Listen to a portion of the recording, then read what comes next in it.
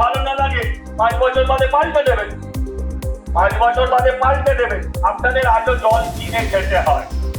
যারা লক্ষ্মী ভান্ডার বলছে, তাদের প্রশ্ন করেছেন যে পুরো লক্ষ্মী ভান্ডারটা আপনার জলে চলে যায়। এলাকার রাজনৈতিক পরিবর্তন, এলাকার সামাজিক পরিবর্তন, অবৈধ নির্মাণের বিরুদ্ধে লড়াই, জঞ্জালের বিরুদ্ধে লড়াই, মানুষ পানীয় জল পায় না, কিনে খেতে হয়, মানুষকে এখানে খোলা নর্দমার মধ্যে জীবনযাপন করতে হয়, ওপেন ভ্যাট, পুরসভা বলতে কিছু নেই, এখানেও শুধু নিয়োগ দুর্নীতি। আর কি পরিবর্তন চাই? অভয়ার বাড়ি এখান থেকে 4 কিলোমিটারের মধ্যে, 3-4 কিলোমিটারের মধ্যে, এরা অভয়ার প্রতিবেশী। এই প্রার্থনা নিয়ে আমি আপনাদের দরজায়, আপনাদের কাছে ভজন, আপনাদের কাছে আবেদন করতে সমস্ত রাজনৈতিক দল কখনো না কখনো সুযোগ পেয়ে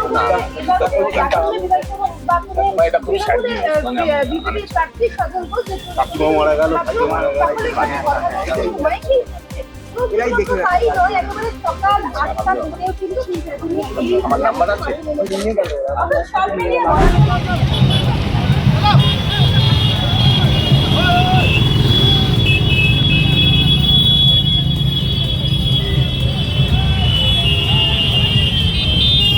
খড়গপুরে বিজেপি কর্মীদের উৎসাহই আলাদা। সাধারণ মানুষ এখানে বিজেপিকে নিজের পার্টি মনে করে, সেই জন্য প্রত্যেক ইলেকশনে তারা আমাদের জেতান। এবারে আমরা জিতবো বেশি মার্জিনে আর বেশি ভোট পাবো, এটা আমাদের টার্গেট। 1 লাখ ভোট পার করবো।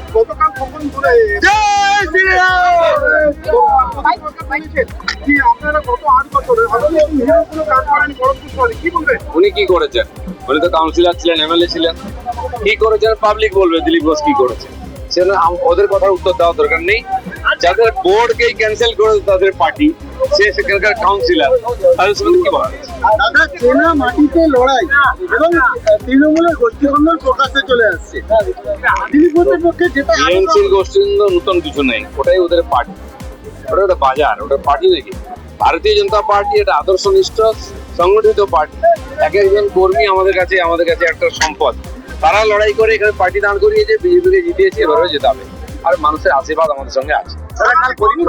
বহিরাগত বলেছে, কে বহিরাগত, কে কি তো কথা বলে উনি হারলেন কেন? যদি এখানকারই হন, বহিরাগত কিনা এইসব গল্প চলে না। সারা ভারত থেকে লোক জুটিয়ে নিয়েছে ইলেকশন লড়ে যারা, তারা দিলীপ ঘোষকে বহিরাগত বলে আর লোক খড়গপুরের লোক মেনে নেন? ব্যাস, আজ দিনভর এখান থেকে র্যালি করে যাব আমরা, রাম মন্দিরে পুজো দেবো, তারপরে মাতা মন্দিরে যাব, আর 7 মা মন্দিরে যাব, কালী মন্দিরে। সারাদিন বিভিন্ন মন্দিরেতে আগের থেকে পুজোর ব্যবস্থা আছে, উৎসব চলছে, সেখানে জনসম্পর্কে কার্যক্রম করবো, পুজো দেবো।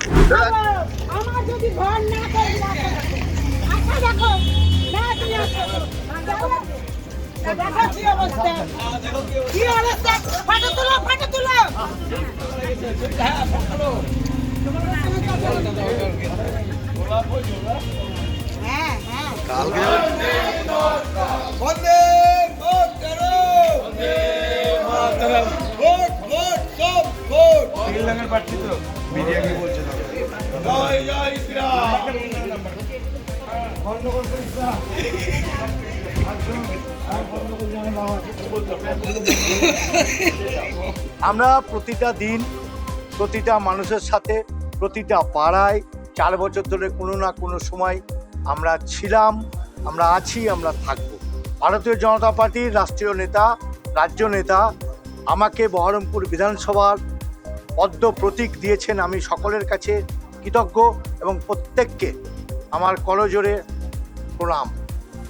বহরমপুর সিট বিজেপির ছিল, বিজেপির থাকবে। আমাদের কর্মকর্তা বা আমাদের কর্মী যারা আছেন তারা বুক চিতিয়ে লড়াই করছেন। আগামী 23 তারিখ আমাদের বহরমপুর বিধানসভা আবার পদ্ম প্রতীক দিবে। ভারত মাতা কে, ভারত মাতা কে। দেখুন, প্রতিদ্বন্দ্বী বলে কিছু নেই। নরেন্দ্র মোদীজি সার্বিকভাবে সাধারণ মানুষের জন্য ধর্ম বর্ণ নির্বিশেষে যেভাবে কাজ করেছেন, আর এই রাজ্যে মমতা সরকারের পুলিশ থেকে আরম্ভ করে প্রাতিষ্ঠানিক দুর্নীতিতে ভরে গেছে, অত্যাচারে মানুষ দিশাহারা, নিষ্কৃতি চাইছে। নিষ্কৃতির ফলস্বরূপ পশ্চিমবঙ্গে এবার বিজেপি আসছে, তাই সকল মানুষ বিজেপি মুখী। আমাদের ভিডিও ভালো লাগলে লাইক এবং শেয়ার করুন। কমেন্ট সেকশনে গিয়ে জানান আপনাদের মতামত। আরও ভিডিও পেতে আমাদের চ্যানেল সাবস্ক্রাইব করুন এবং প্রতি মুহূর্তে খবরের আপডেট পেতে প্রেস করুন বেল আইকন।